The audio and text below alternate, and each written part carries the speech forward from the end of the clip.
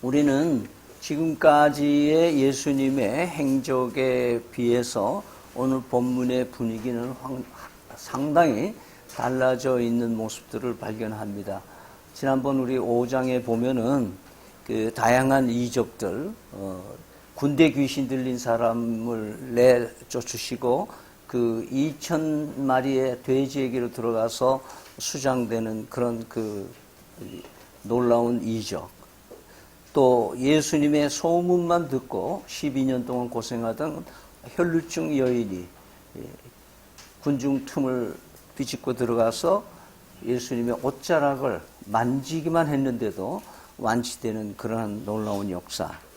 그리고 회당장 야이로의 딸이 죽어가고 있을 때 지체된 상황으로 누워서 이제 죽어 있는 그 시체를 찾아가신 예수님. 그 딸의 손을 붙잡고 일으켜 세우면서 달리다쿰이라고 아람어로 얘기하셔 놀라운 역사를 이룬 것을 보게 됩니다. 그러면서 이 오늘 6장에 오면은 예수님이 6절에 보면은 특별히 이상히 여겼다, 이상하게 여겼다. 그런 그것을 봐서 대단히 이 분위기가 반전돼서 싸늘해진 모습들을 보게 됩니다. 예수님께서 물론 사람이시기 때문에 그 사람으로서의 감정 표현을 하시는 분이시기 때문에 놀랄 일은 없겠지만은 그러나 예수님은 사람의 마음을 잘 아시면서도 이런 그 이상히 여기는 것은 굉장히 부정적인 상황에 대해서 정말 아유 이러냐 그 역동적인 분위기에서 반전되는 그 싸늘해져가는 그들의 모습, 그 예수님을 믿지 못하는 배척하는 자기 고향 사람들에 대해서 정말 예수님으로서는 상상 외의 일로 느껴진 것으로 보여집니다. 사실 여기서 이상히 여겼다는 말의 의미는 원래 원어적으로 보면 굉장히 놀라셨다. 전혀 예상 밖의 반응으로 인해서 그 마음이 많이 복잡해지고 이상히 여겼다라는 뜻으로 얘기를 하고 있습니다. 물론 예수님은 그런 얘기도 하시죠. 선지자가 고향에서 그렇게 환대받지 못하는 거 그냥 흔히 있는 일이다. 사회 현상이다. 그렇게 말하면서도 그 마음속 깊은 곳에는 뭐예요? 야, 이거 어떻게 이럴 수 있나?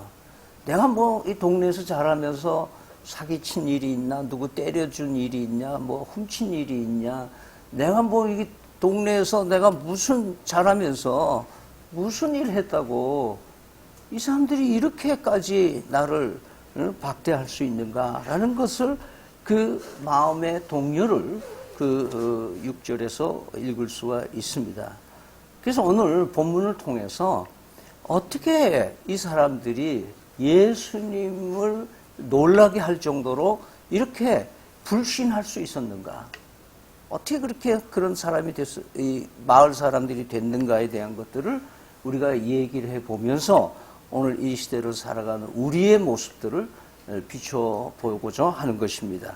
첫 번째는 예수님이 회당에 들어가셔서 가르치는 것을 본 그 반응인데요. 예수님이 가지고 계신 지혜와 권능이 하나님께로부터 받았다는 것을 인정하지 않는 것에 문제가 있는 겁니다. 그들이 2절을 우리 같이 한번 읽을까요? 많은 사람이 듣고 놀라 이르되 이 사람이 어디서 이런 것을 얻었느냐? 이 사람이 받은 지혜와 그 손으로 이루어지는 이런 권능이 어찌 되느냐? 고향 회당에 와서 가르치는 그 내용이 범상치 않고 놀라운 것은 사실이긴 한데 그것이 출처가 하나님이라는 사실을 인지하지 못하는 거예요. 왜냐하면 예수님에 대해서 믿음이 없었기 때문에 그래요. 왜냐? 나사렛 사람들의 의식 중에는 아주 열등감 의식이 있던 걸로 보여져요.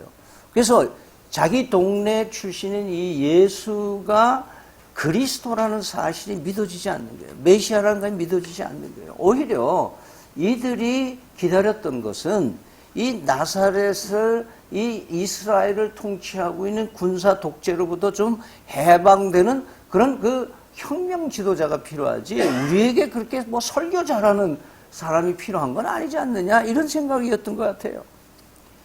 그리고 그들은 뭔가 좀 정치적으로 사람을 좀 움직여가지고 나사렛에 무슨 당을 하나 만들어서 이 나라를 좌우하는 그런 힘의 정치인이면 좋겠다. 또 이들은 이 지역이 경제적으로 열악하니까 뭐 기업도 좀 유치하고 이 자본도 좀 끌어와서 이 나사렛 좀 잘 사는 동네로 만드는 그런 경제인, 경영인이면 어떠냐. 그 나사렛을 좀 이 세계에서 주목받는 도시로 좀 만들어주는 그런 그 전략가가, 행정가가 나와야 되지 않겠냐. 이런 기대 속에서 보니까 예수님의 지혜와 권능이 하나님으로부터 온 것을 믿지 않기 때문에 그 도시의 열등감을 해결해 주지 못하는 것으로 본 거예요. 예수님의 지혜와 능력을 극히 제한적으로 이해하면 불신을 얘기를 한 거예요. 오늘날도 많은 사람들이 현실 문제를 해결해 주지 않는다는 것 때문에 이 복음의 위력을 느끼지도 못하고 체험을 못하고 사는 거예요. 설교 들을 때는 보면은 참 좋은 말씀인데 그 말씀만 듣고 우리가 어떻게 사느냐. 그래도 떡이 있어야지. 근데 예수님은 떡으로만 살 게 아니라 하나님의 말씀으로 산다 이렇게 말씀하셨는데도 불구하고 우리는 현실 문제가 너무 가까워요. 현재 뭐가 해결되고 현재 지금 정치적인 뭐가 풀어나지고 현재 뭐 내 가정의 문제, 자녀의 문제, 우리 집안의 문제들이 현실적으로 뭐가 해결되어져야 복음이지. 그런 의식과 거의 비슷한 의식이 이 나사렛 사람들이 예수님을 대하는 마음의 태도인 거예요. 그러니까 예수님이 뭐예요? 그걸 보고 놀랬다 이거예요. 야, 이 사람들 본심을 이제 알았네? 어째 이렇지? 이런 놀라신 거예요. 두 번째는 예수님이 천하고 가난한 가정의 출신이라는 것에 대한 편견을 가지고 있었기 때문에 예수님이 전하는 말씀을 믿지 못하는 거예요. 첫째는 예수님이 전하는 말씀이 하나님으로부터 온 것인지 믿지 않는 예수님을 믿지 않고, 두 번째는 그 예수님의 이력서를 보니까 그 말씀이 그럴듯하긴 한데 별로다 이거예요. 3절을 우리 같이 한번 읽어볼까요? 시작. 이 사람이 마리아의 아들 목수가 아니냐? 야고보와 요셉과 유다와 시몬의 형제가 아니냐? 그 누이들이 우리와 함께 여기 있지 아니하냐 하고 예수를 배척한지라. 아시다시피 예수님은 12살 때에 그 예루살렘에 갔던 기록, 누가가 기록한 그 기록 외에는 자기 동네를 떠났다는 기록이 없어요. 30살이 돼서야 공생애를 시작해서 요단강으로 가서 세례받고 이런 역사가 나오죠. 그러면 예수님은 지금 그 나사렛 동네에서 정신없이 살았다는 얘기예요. 어떻게? 이 성경 외에 전해지는 자료에 의하면 그 육신의 아버지 요셉이 12살 때에 예루살렘을 갔다 오고 나서 그 이듬해에 지병으로 죽었다라는 설이 있어요. 만약 그게 사실이라면 예수님은 어렸을 때부터 아버지 목공의 조수 노릇을 하다가 13세쯤에 아버지가 일찍 세상 떠남으로 해서 가업을 이어받을 수밖에 없는 거예요. 그 가정을 돌보기 위해서 목수 일을 치리하셨던 거예요. 이 고객들의 요구에 만족하기 위해서 최고의 상품을, 최고의 질의 기술력을 가지고 서비스를 한 것으로 알고 있어요. 자, 그렇다면 예수님은 그 다른 동네 애들하고 같이 회당, 그 당시에 교육기관이 회당제예요. 마치 우리나라 옛날에 서당인 것처럼 그 동네에 있는 회당에 가서, 주중에 가서 정규적으로 교육을 받을 수 있는 그런 환경이 되지 못한 거예요. 그러니까 그 시대에 선지자로서의 교육을 받을 기회가 있었는가? 랍비가 되기 위해서 무슨 과정을 했다든가, 뭐 그런 기록이 없고, 오직 자기 집안의 가장으로서의 노릇을 위해서 정신없이 어린 것이 살았다는 얘기로 우리는 보게 되는 것이에요. 따라서 이 나사렛 사람들로부터 뭐 밖에 나가서 이 벳세다나 저 가버나움이나 이 사람들이 볼 때는 뭐예요? 야, 예수님 그 대단한 분이다 막 이렇게 얘기는 할 수는 있는데, 나사렛 사람들에게서는 뭐예요? 야, 무식하고 말이야, 배운 거 없고, 예? 별 볼 일 없는 청년 아니냐. 이것이 그 나사렛 사람들의 속에서 가득 차 있는 거예요. 여러분 잘 아는 대로 예수님, 요한복음의 1장에 보면은 예수님이 제자들을 만나는 장면이 나와요. 근데 여기 빌립을 만난 다음에 빌립이 자기 동생 나다나엘에게 가서 내가 예수라고 하는 그리스도를 만났다. 이렇게 지도자를, 참 멋있는 지도자 만났다. 이렇게 얘기를 하니까 나사렛 예수라는 사람이다. 이렇게 얘기하니까 나다나엘이 그 1장 46절에 이렇게 얘기합니다. 나다나엘이 이르되 나사렛에서 무슨 선한 것이 날 수 있느냐? 벌써 뭐예요? 유대인 생각들 속에서는 그 나사렛 촌동네에서 그런 인물이 날 수가 없다. 이것이 그 시대 사람들의 마음 속에, 생각 속에 있는 편견으로, 그래서 자기 고향을 폄하하고 자긍심을 잃어버린 열등감에 사로잡혀 있는 나사렛 이 시민들의 모습을 오늘 보게 되는 거예요. 그러니 자기 고향 출신인 이 예수님이라고 하는 사람이 돌아다니면서 무리를 일으킨다고 하는 것 자체로서 더 자존감이 상하는 나사렛 사람들의 모습인 거예요. 우리 지난번 마가복음 3장 21절에서 봤지만은 이 가버나움까지 약 65km 되는 것을 나사렛 사람들이, 친인척들이 와서 예수님을 미쳤다 그렇게, 거기서 얘기하는 게 아니라 거기까지 찾아와가지고 예수님이 한참 이적을 베풀고 있고 놀라운 메시지를 전하고 있는 그 상황에서 이 친인척들이 와가지고 예수님이 미쳤다, 그 바알세불에 귀신 쫓아낸다 뭐 이런 논란이 있던 거 여러분 기억하시죠? 그 정도입니다. 이 고향 사람들이 예수님을 부인하고 거절하고 있는 거. 왜냐하면 이 나사렛 사람들이 예수가 미천한 여인의 사생하고 실패한 혁명가고 이루지 못한 사회 복지사라고 하는 나약한 인간뿐이라는 것을 이들이 늘 새기고 있던 그들의 생각 속에 있는 예수님이에요. 이들의 생각에는 그래도 회당에서 좀 가르칠 수 있는 수준의 사람이라면 그래도 정규 과정을 밟고 해외 유학도 좀 갔다 오고 박사학위 정도는 가지고 있어야 되는 거 아닌가. 소위 요즘 말하는 스펙이 있어야 되지 않느냐. 지금 이 시대는 여전히 뭐예요? 이력서로 사람을 판단하는 거예요. 이력서로 사람을 판단해요. 그래서 이것이 지금 우리 부산에서도 같은 얘기예요. 이 제2도시라는 컴플렉스가 있어요. 부산 사람들이 가지고 있는 의식 중에 이런 게 있어요. 우리 강사님이 부산의 어느 교회에서 오십니다. 그러면 뭐 그냥 반응이 없어요. 서울에서 유명한 어느 강사가 오십니다. 그러면 미국에서 이런 강사님이 오신다. 와.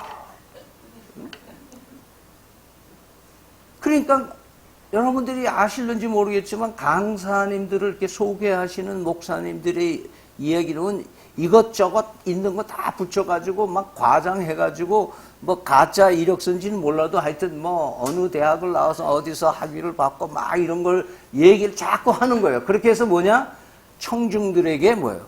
기대치를 높이려고 하는 의미가 있는 거예요. 그 정도라면 뭐 들을 게 있겠구나. 이게 사람들의 인지상정인 거예요. 그래서 사실은 이 나사렛 사람들도 회당이 있는 걸로 봐서는 토라, 구약 성경을 많이 들었던 이야기들, 그 중에서 메시아라는 얘기를 많이 들었을 거예요. 그리고 그 메시아는 낮고 천한 곳에서 나고 자란다는 사실을 이미 알고 있었을 것이에요. 그러나 그들은 정작 예수, 나사렛 자기 동네 사람 나사렛 예수가 메시아다라는 것을 인정할 수가 없는 거예요. 따라서 우리는 우리 스스로가 스스로 작게 여기고 나를 미천하게 여기는 나의 열등감이 원인이 돼서 하나님이 작아 보인다면은 굉장히 문제가 크다 이거예요. 우리의 믿음이 연약하다고 해서 하나님의 권능이 약해지는 건 아니다 이거예요. 여러분 제가 자꾸 이런 얘기 죄송합니다만은 이 믿음찬 교회가 지금 주변에 발전되는 그 외형에 비해서 지금 이 샌드위치 패널 건물을 40평을 가지고 이렇게 예배 보는 것에 대해서 여러분 드나들면서 어떤 마음을 가질는지 모르겠어요.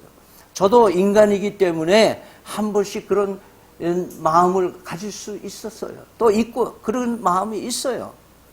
야, 이게 진짜 이 시대에 우리가 전하는 복음이 과연 위대하다고 말할 수 있겠는가? 우리가 예수가 그리스도라는 게 정말 힘 있게 전달되는가? 전달되겠나? 이런 생각이에요. 제가 얼마 전에 어느 목사님이 자기 교회가 50여 명 됐는데 이제 분리가 돼서 한 30명인데 몇 년 지났는데도 교회가 부흥이 안 된다. 목사님과 우리 교회를 합하면 어떻겠습니까? 그래서 교회 합하는 거는 목사들끼리 하는 게 아니고 성도들끼리 하는 거다. 그러니까 그분이 얘기가 뭐냐면 그건 우리 교회를 둘이 합쳐가지고 이쁘게 지읍시다. 아, 그러면 될 거예요. 그래서 거기에 반응은 보이지 않았어요. 건물을 잘 지으면 뭐 어느 수준으로 갈 수는 있을런지 모르겠어요. 그러나 지금 돈이 우상이 돼 있고 건물이 멋있다고 해서 빨려 들어가는 그런 이 교인들이 있다면 또 그런 교인들을 그 수를 가지고 자랑한다면 저는 그거는 하나님의 말씀에 비춰보면 별로 하나님이 기뻐하시는 모습은 아니다는 거예요.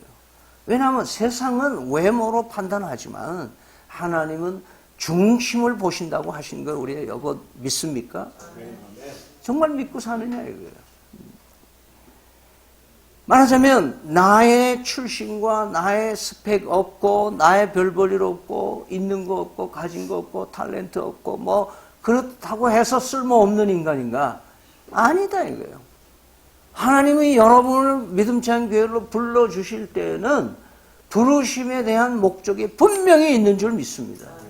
분명히 의미가 있어요.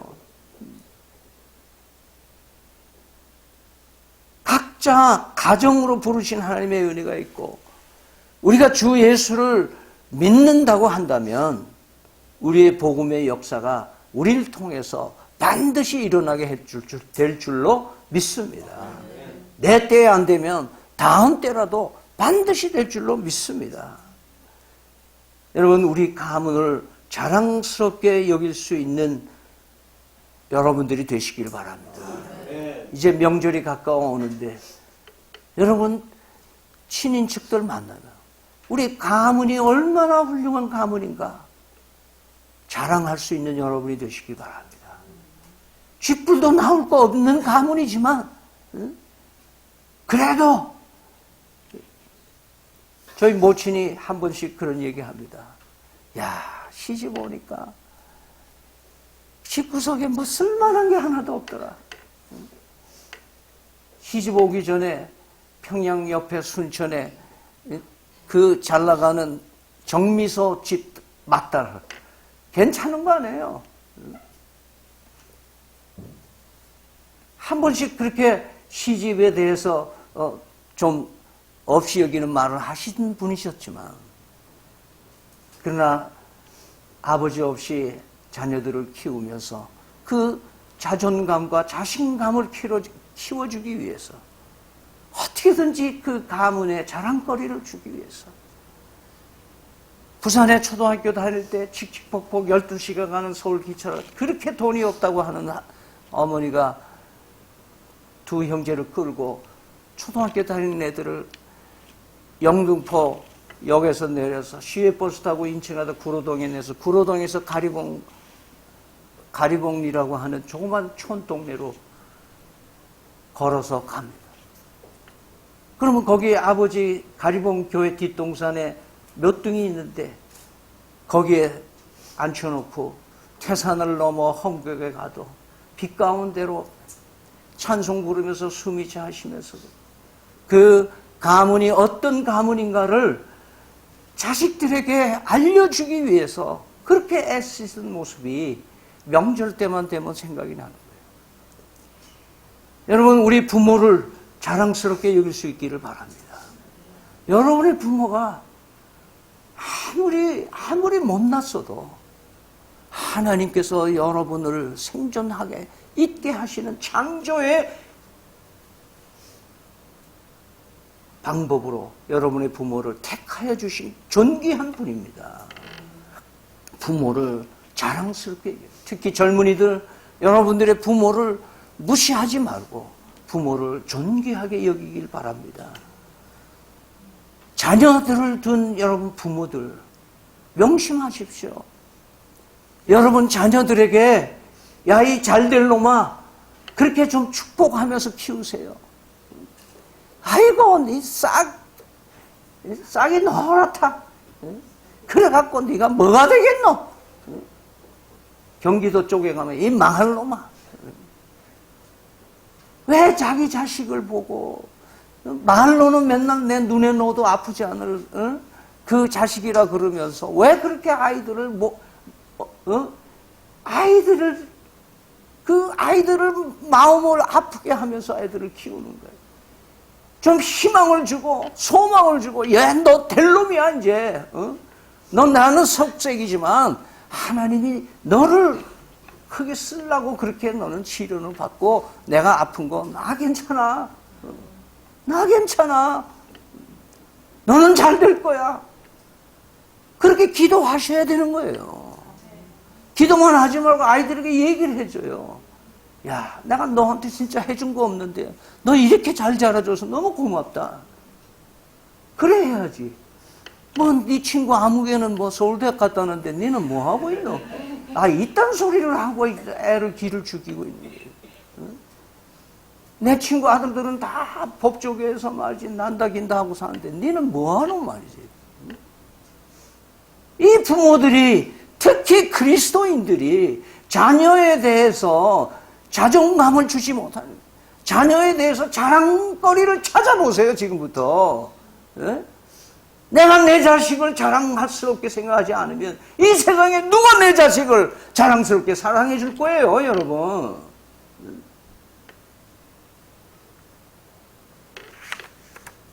고향에서 배척받는 예수님의 모습. 여러분, 유명해지는 게 별겁니까? 옛날에는 여자들은 이름이 없었어요. 뭐 영천댁, 뭐 울산댁 그렇게 보여요. 요즘 다 출세하자고 이름도 있어요. 근데 여러분이 부모가 여러분들의 이름을 주어줬다. 제가 방주 온 아이들을 보면은 윤씨 아이들은 들어와서 이름이 지어진 아이들이에요. 우리 옛날 이사벨의 애들은 황씨 아니면 송씨예요. 여러분, 이름이 지어졌다는 것은 그것이 유명한 겁니다. 유명이란 말은 이름이 있다 그 말이에요. 우리는요, 하나님의 자녀로서 우리의 이름이 생명책에도 기록되어 있고 하나님이 우리를 이름으로 불러주신다 그렇게 얘기를 했어요. 유명하죠? 유명하게 된 거예요. 아멘이 별로 없어. 자기가 유명하다는 생각을 잘 못해. 자, 우리도 이상할진데 이 나사렛 사람들을 위해서 피 흘려 죽으실 계획을 가지고 계시는 그 예수님의 마음이 자기를 배척하는 그들을 보면서 어떻게 이상하게 여기지 않는 게 이상한 거지 예수님의 이상하게 여겼다 이렇게 기록하고 있어요. 마지막으로 어떻게 예수님에 대한 불신과 배척이 이들의 이 결과를 가져오게 되느냐라고 본다면 이들이 불신함으로 인해서 대단히 손해를 보게 됐어요. 5절을 같이 읽겠습니다. 시작. 거기서는 아무 권능도 행할 수 없어 다만 소수의 병자에게 안수하여 고칠 뿐이었다. 자, 다른 데서 말이죠. 엄청난 이적들을 보이고 계시는 분이 이 나사렛에 와가지고는 거의 행할 수가 없는 거예요. 그래서 극히 소수 몇 명에게만 안수해서 고치시고 말았다. 말하자면 예수님은 고향을 찾아가면서 엄청난 선물 보따리를 가지고 갔는데 이게 보따리를 열 수가 없는 거예요. 불신하니까. 예수님의 능력에 문제가 있는 게 아니라 우리의 믿음에 문제가 있는 줄 아시기 바랍니다. 우리의 불신은 주님께서 예비해 주신 복을 받지도 못하게 되고 누리지도 못하게 되는 결과를 가져오게 되어 있습니다. 내 기도가 나는 기도 열심히 하고 있는데 제가 벌써 우리가 몇 년째 기도하고 있는데 왜 안 이루어지는가? 하나님에게 무슨 문제가 있나? 나는 아무 문제가 없고 응답하시는 하나님에게 문제가 있다는 착각을 가지고 있다면 우리는 오늘 나사렛 사람들을 생각해 봐야 됩니다. 예수님의 직계 가족들도 거의 비슷한 지경이었던 것 같아요. 이미 말씀드렸지만 마태복음 3장 31절 이하에서 보면은 예수의 어머니와 동생들이 예수님을 면회하러 갔었어요. 근데 예수님이 발벗고 나와서 반겨줄 줄 알았더니 누가 내 어머니고 내 형제들이냐. 그러면서 거기에 앉아있는 사람들을 향해서 누구든지 하나님의 뜻대로 행하는 자가 내 형제요 자매요 어머니다. 그렇게 선포하신 거예요. 그 말씀은 뭐냐? 친인척이고 혈육이라 하더라도 안 믿으면 별 볼일 없다는 거예요. 어쩔 수가 없다는 거예요. 오늘도 많은 2대, 3대, 요즘에 4대, 5대까지가 되는 이제 이 대한민국에 기독교가 들어온 지 150년이 되는데요. 많은 사람들이 나는 믿음의 가정에서 태어났기 때문에 나는 예수 믿는다라고 착각하고 사는 사람.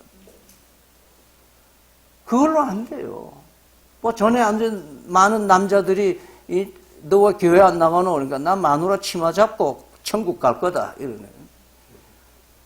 마누라 열심히 교회 나가면 나는 그 덕에 나도 천국 갈 수 있다라고 생각하는 조크지만 아직도 누구 덕에 여러분 예수님 덕 외에는 살 길이 없은 줄 믿으시길 바랍니다. 예수님은 가족, 친인척, 측근이라고 해서 혜택을 주시는 그런 예수님의 십자가의 은총이 아닙니다. 하나님의 뜻대로 행하는 자가 가족이라고 하십니다. 불신은요, 믿지 않는 것은 집안을 망칩니다. 믿지 않는 것은 교회와 사회와 국가를 망하게 하는 겁니다. 예수 그리스도를 믿지 않으면 고향 사람이라 할지라도 하나님께서 그들의 삶을 어떻게 할 도리가 없습니다. 자기 고향 사람을 부끄럽게 여기는 사람, 예수님을 부끄럽게 여기는 사람, 그들은 불신해요. 그들이 예수님을 부끄러워하셨지만은 그 동네 사람들이 예수님을 부끄럽게 생각했지만 예수님은 십자가에서 그들의 부끄러움을 감당하셨어요. 예수님은 우리를 부끄러워하지 않으시는 분이세요.